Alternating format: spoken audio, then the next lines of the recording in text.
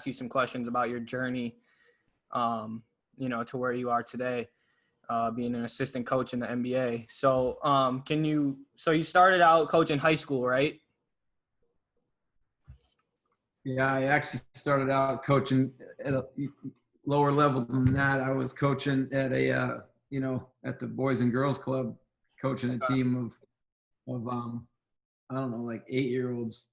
It was probably my first team. I had a couple of different years of coaching at the Boys and Girls Club with youth teams. Nice. So you went to Seattle Pacific, right?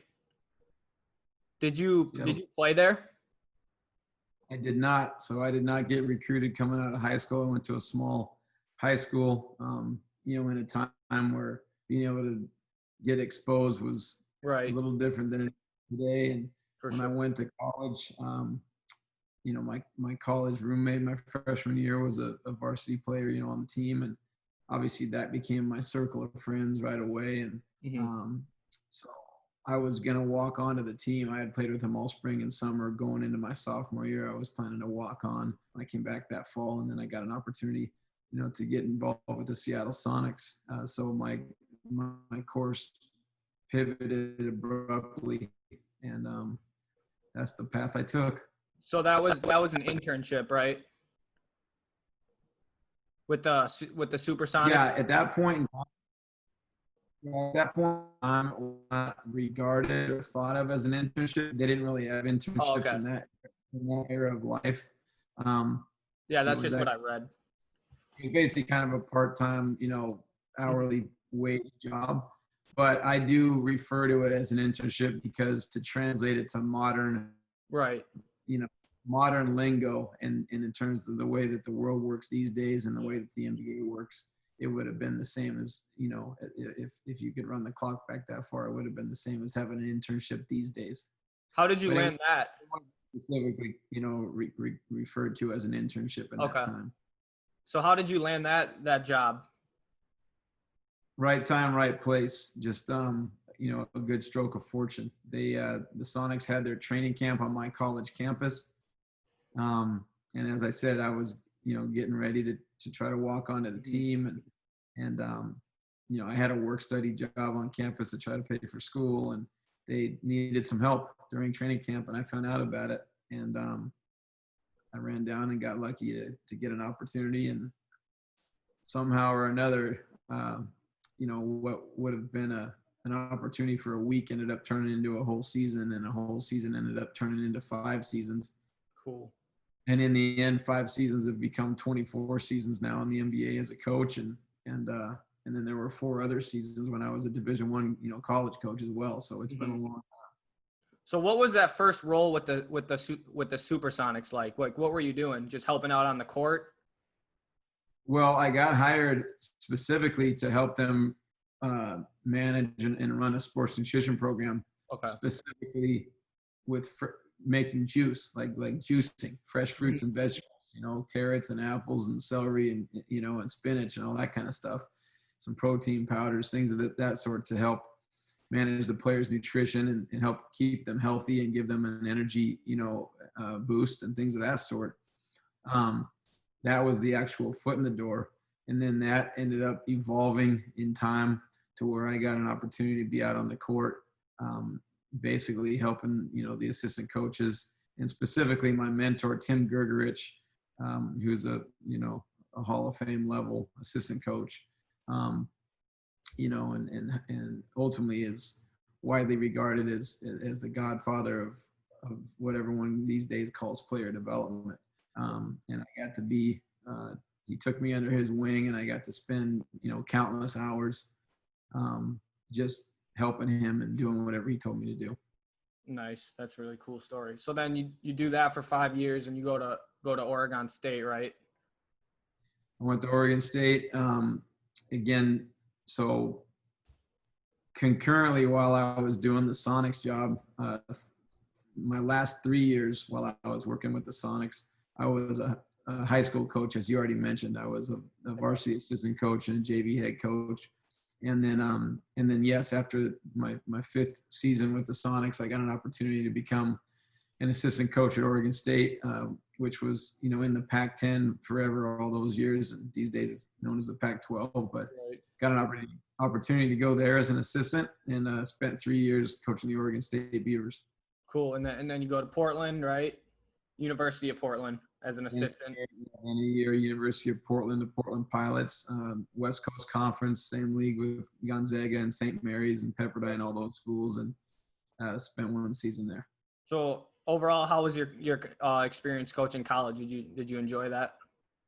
Yeah, I loved it. In fact, when I was working for the Sonics, never once in my mind did it ever cross my mind of ever becoming an NBA coach. It never even entered my mind. It wasn't something I even realized could be a possibility. It wasn't an ambition. But I wanted to take my experience in the NBA those 5 years, and I wanted that to propel me into a lifelong college coaching career. And I wanted to pursue, great success as a college coach and ultimately pursue becoming a college head coach. And, I went off when I left and took the Oregon State job. I was excited because that's what I, considered to be the launching point of my real goal in terms of, trying to pursue the real goal of college coaching. And those 4 years were great. I loved being a college coach.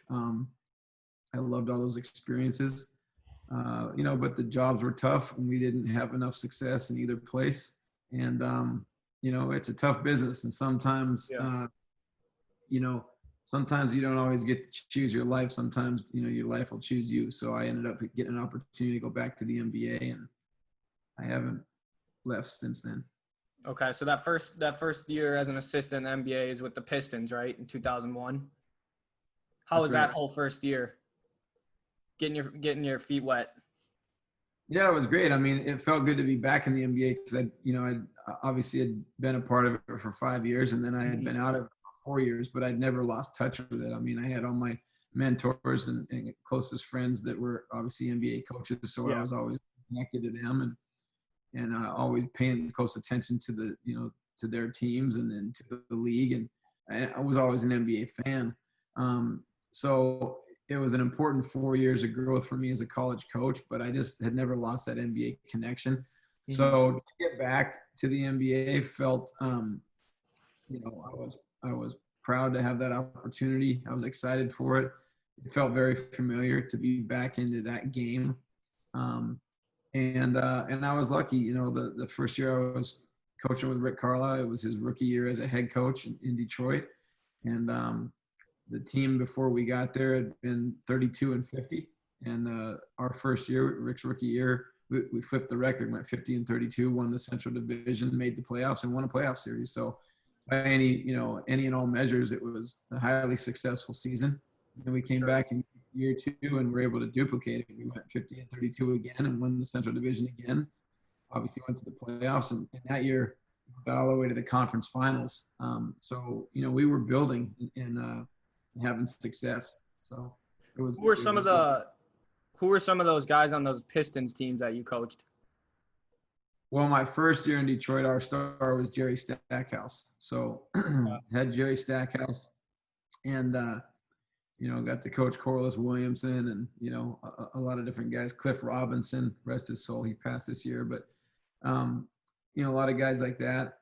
And then we made a trade going into year 2, and we actually traded Jerry Stackhouse. And so my second year, I got to coach Chauncey Billups and Rip Hamilton. Ended up coming to us, and so those were some of the marquee names. Nice. Okay, so fast forward to 2014. You're with the Spurs under Coach Pop, and you win the NBA championship against the Heat. Can you kind of tell me a little bit about that whole, playoff run and that whole season? Well, it was a magical run. I mean, we had an incredible team.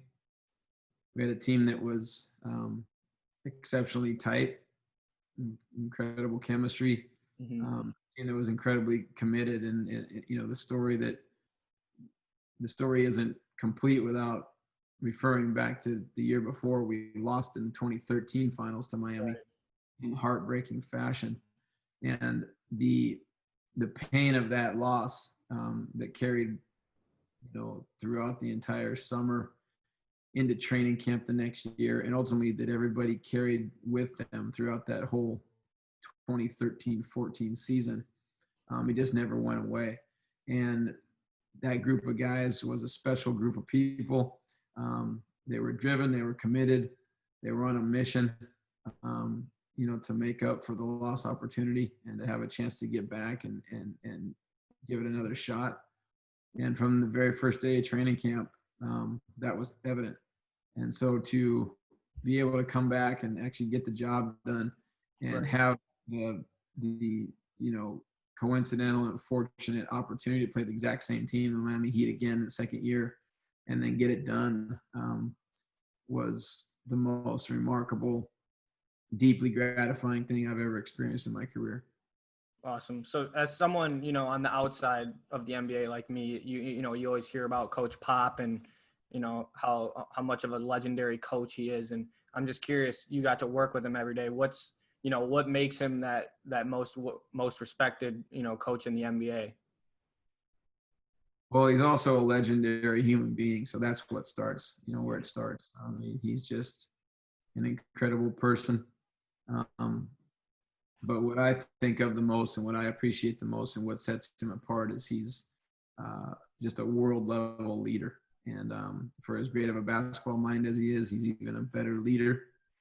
And for as much basketball as I learned from him, what I treasure the most is all the leadership things that I learned from him. But that's what makes him so unique. He's just a phenomenal leader. Awesome. Thanks for that. Okay, so I'm from Wisconsin, actually. So I'm a Bucks fan. So you get to Milwaukee in 2019. So that was this past season, or 2 seasons ago was your first with the Bucks? I just finished my first season. Okay. So going into that, obviously one of the best teams in the NBA, how was that whole experience coaching, Giannis, obviously, but just a great group of guys, from afar?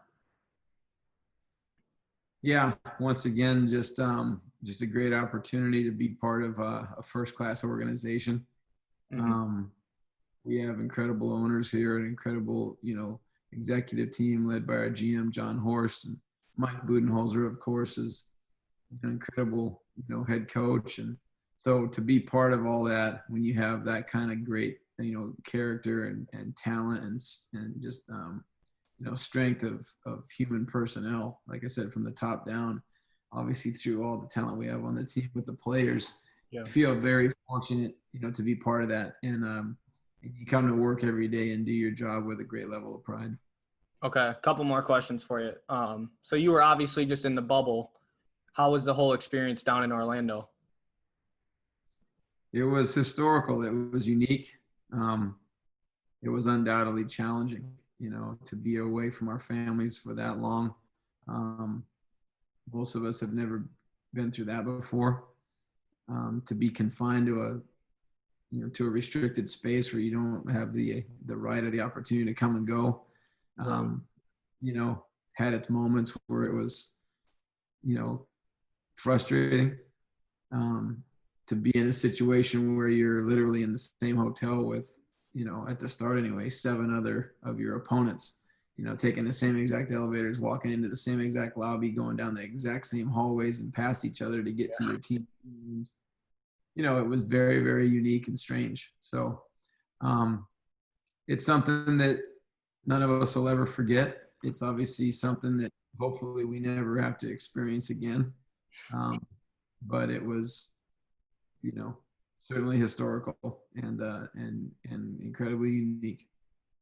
Cool. So, all right, 2 more questions.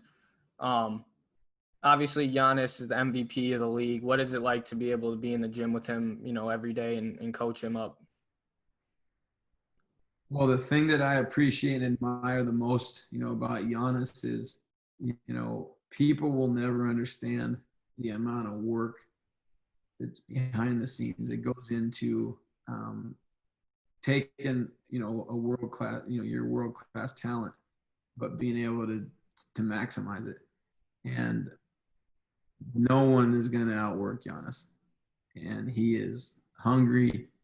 He is fiercely competitive. He's incredibly proud. And he works so hard that as coaches, we have to try to, back him down sometimes to look out for his best interest. But I have a world of respect for the way he goes about the job. Mm-hmm.